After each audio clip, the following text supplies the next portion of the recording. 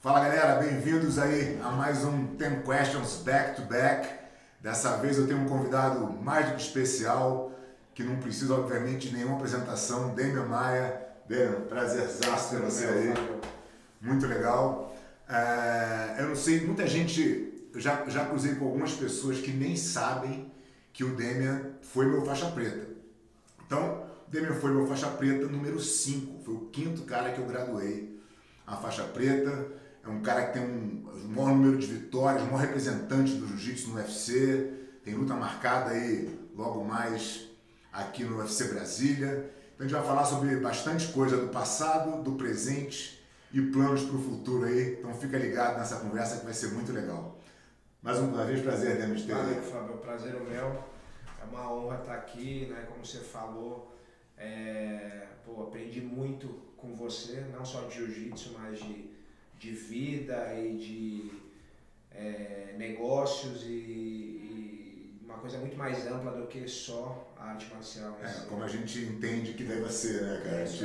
É muito legal, a gente vai falar um pouco disso. Acho que uma das coisas que nos reuniu, na verdade, foi muito essa coisa de como a gente vê a arte marcial, como a gente vê o jiu-jitsu. Isso é muito parecido e, obviamente, tem uma influência pelo tempo que a gente conviveu juntos, né? Eu queria começar o nosso 10 Questions aí te perguntando o seguinte. Eu acabei de falar que você é meu faixa preta número 5, mas você saiu da Aliança logo após você ser graduado. Como é que você vê essa saída tua hoje, analisando mais de 20 anos depois, ou quase 20 anos depois?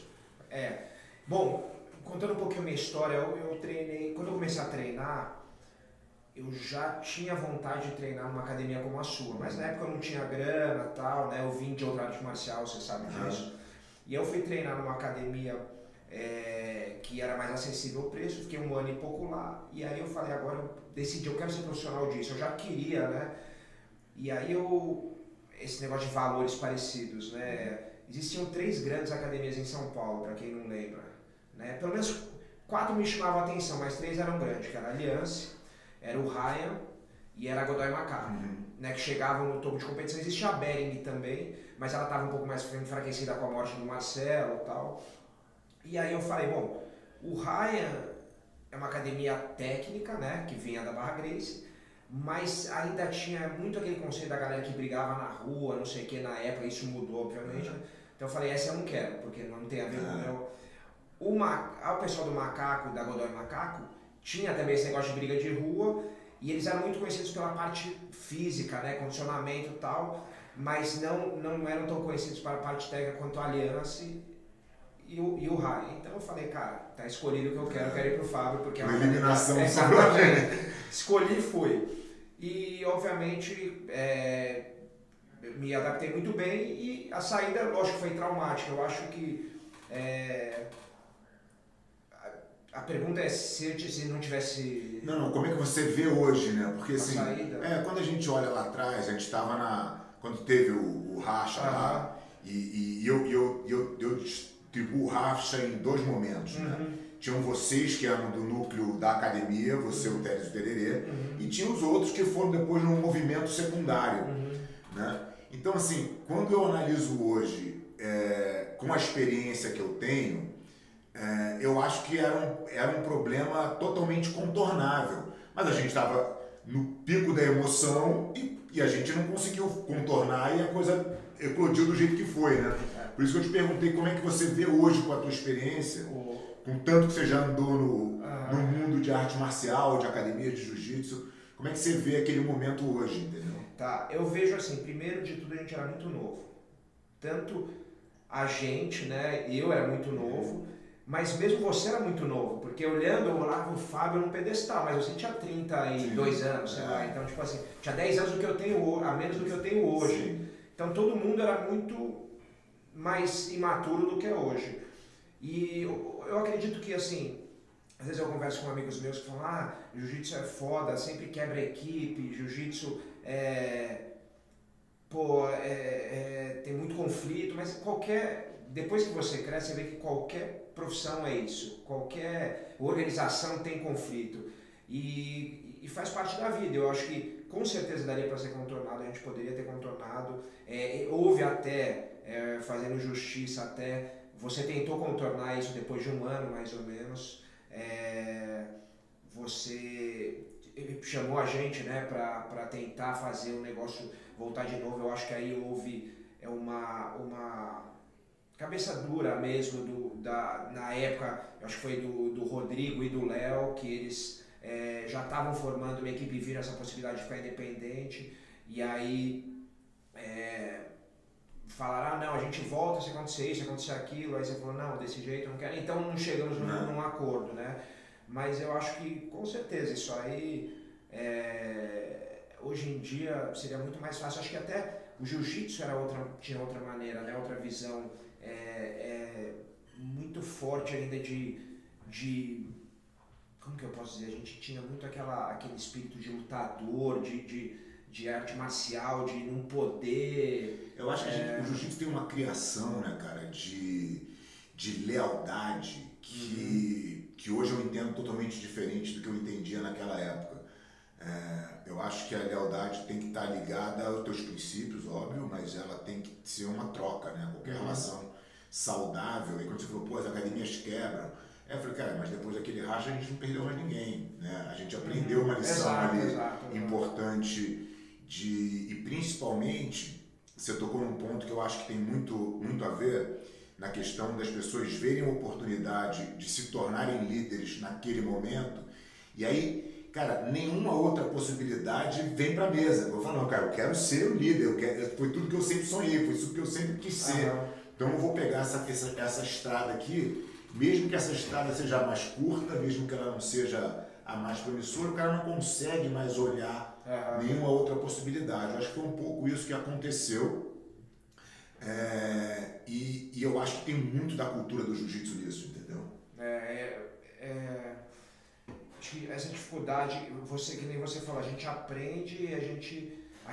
talvez um modelo como era daquele jeito tinha a tendência a quebrar mesmo. E quando você, né, as pessoas vão mudando, você vai entendendo como você faz e o que você tem que ceder, o que você tem que forçar para causar um equilíbrio e não deixar quebrar. E a gente tem que entender também assim, né, cara? Não dá pra gente querer transferir, né? Eu faço esse exercício, sim, mas não dá pra transferir o que aconteceu pros dias de hoje, porque a quantidade de oportunidades que você tinha naquela época, pô, imagina, toda a discussão era por um brasileiro de equipe que pagava R$7 mil, entendeu? Era muito menor. Assim, as possibilidades eram inexistentes. Eu simplesmente via aquela possibilidade ali como uma laranja podre, entendeu? É verdade. E vocês viam como uma tábua de salvação, porque ia ser um juiz profissional. É verdade, é verdade. Hoje eu fui pra Coreia outro dia ver o evento lá da Spider, os caras pagam $100 mil. Pois você vê a diferença, entendeu? Era diferente, eram outros tempos. Acho que, graças a Deus, o jiu-jitsu evoluiu muito, a gente evoluiu, amadureceu como pensador e como empresa também como tudo. Mas faz parte, foi uma parte da evolução de todo mundo. Concordo. Vamos lá, a tua vez. Bom, pessoal, essa dinâmica das 10 perguntas, ela nem sempre acontece. No quadro passado com o cinema, foi mais um bate-papo, eu que fiz as perguntas, mas essa com a do Galvão, ele gostou da ideia de pergunta, o Demian também gostou, então às vezes o papo fica um pouco mais longo, mas eu acho que tem muito mais conteúdo muito legal para vocês assistirem até o final aí, então fica ligado. Fábio, uma pergunta assim, uma dúvida que eu tenho, que eu me pergunto isso, né, fazendo um exercício de achismo aqui, o que você acha que teria acontecido se eu tivesse ficado na Aliança? Então, de novo, um exercício difícil de fazer, né? A gente tem que fazer uma análise retroativa e isso é muito difícil, né? O tal do efeito borboleta, né? Você muda um negocinho ali e tudo se muda. Mas eu, sim, sinceramente, analisando o caminho que você tomou e onde você chegou na tua carreira, eu acho que muito dificilmente você teria atingido esse sucesso dentro da Aliança. Porque os teus gols seriam outros, entendeu? Eu acho que você seria campeão mundial na faixa preta algumas vezes, mas talvez você não fosse, não trilhasse esse caminho que você trilhou dentro do UFC e que te trouxe todo esse sucesso. Então, talvez se você tivesse ficado ali, se tivesse ficado preso para essa oportunidade, né? Pensando ali num crescimento de como a Aliança cresceu, talvez você tivesse tua academia mais estruturada também, mas eu acho que o sucesso que você teve foi totalmente consequência do teu esforço pessoal, do teu trabalho, da tua dedicação e dos caminhos que foram se abrindo para você quando você não tinha mais o guarda-chuva. Então, se você tivesse ali dentro, possivelmente, provavelmente, eu acho que você não teria. Entendeu? Então, é o famoso armários na vida que vem pro bem. Voltando à minha história, quando eu comecei a treinar jiu-jitsu, lá em 97, eu já queria ir pro Vale Tudo, né? Pro MMA na época. Então, tipo, eu já via você, eu já via o Murilo, o pessoal todo, e falava, é isso que eu quero. Então, eu fui treinar jiu-jitsu, até falei isso num evento que o Rickson fez, que eu vi o jiu-jitsu como um meio só para chegar no fim. E eu até falei nesse dia que, depois de muitos anos, eu percebi que, na verdade, o jiu-jitsu para mim que era o fim, o meio era o MMA, né? Exatamente. Que é muito mais legal e muito mais, oferece muito mais para a comunidade, né? Eu te falo isso, cara, porque assim, bem nessa época, eu lutei no último Vale Tudo em 97. E bem nessa época eu olhava o MMA com muito descrédito. Eu tenho uma história até sobre isso, eu lembro conversando com você. Porque assim, a possibilidade, e assim, eu não estava de todo errado, é que você veio um pouco antes ainda, você conseguiu pegar uma fase melhor, mas os caras que estavam na minha geração não tiveram sequência. Você olha para os caras todos que, tudo bem, lutaram ali no Pride, alguém ganhou algum dinheiro, mas isso era... na minha cabeça era o seguinte, cara, ou você vai para o Vale Tudo para ter essa carreira curta, você vai dar um tiro aí de 4, 5 anos, eu não achava possível um atleta naquele nível de performance passar dos 35, hoje a gente já viu que isso é possível, mas naquela época eu não entendia desse jeito, e não dá tempo de construir nada ali, e eu não vou largar o meu negócio que é o que eu faço, que é o que eu acredito. Então, o MMA para mim não era uma possibilidade. Então talvez eu viesse a ser até uma má influência para você, se você quisesse realmente seguir esse caminho. Porque eu ia falar, Demer, olha a conta aqui, né? É ruim, entendeu? Na verdade, a hora que você fala, é justamente o que eu penso. Porque o que eu penso, eu digo assim, de futuro, esse achismo. Eu acredito, por exemplo, quem que eram os caras da academia quando eu saí? Na Marrom, eu e o Marcelinho. Né? A gente que era tipo, que eu lembro, cara, pelo amor de Deus, todo dia eu chegava na academia, eu falava, Demer, vai com o Marcelinho. Não aguentava mais aquilo. E hoje você vai lá pra treinar com ele. Hoje eu vou lá treinar com ele. Hoje você ia me mandar, pô. É verdade, mas é pior ainda que tem o Matheus ainda. Criou um filho, né? E aí, todo dia. Então o que eu acho? Eu acho que eu ia tomar um caminho excelente, mas provavelmente eu ia mais pro lado esportivo mesmo. Eu ia, acho que, tomar um caminho muito similar ao do Marcelinho. Ia ganhar meus ADCCs mais, porque eu fui vice em um e outro, mas eu teria continuado lutando, que foram os únicos dois que eu lutei. Eu teria provavelmente ganho o Mundial de Preta, porque eu lutei, na verdade eu lutei 3 Mundiais de Preta, se não me engano, um eu fui terceiro, 2 eu perdi. Então eu teria continuado isso, provavelmente ia bater no cabeça e acabar sendo campeão. E ia construir meu business muito inspirado, né, no que você fez. E acho que eu ia ter sucesso, mas em outro caminho. Não, cara, o teu sucesso assim, tem umas pessoas que passam e a gente vai aprendendo a ler, né, o perfil.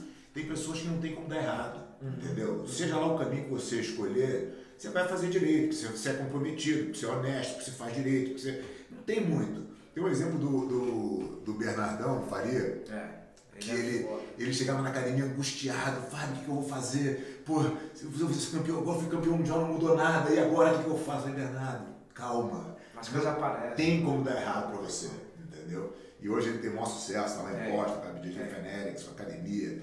Então eu acho que é por aí, entendeu, cara? Não tem como dar errado, se você fizer direito, né? E consistência. E consistência, claro. Deixa eu te perguntar uma coisa aqui.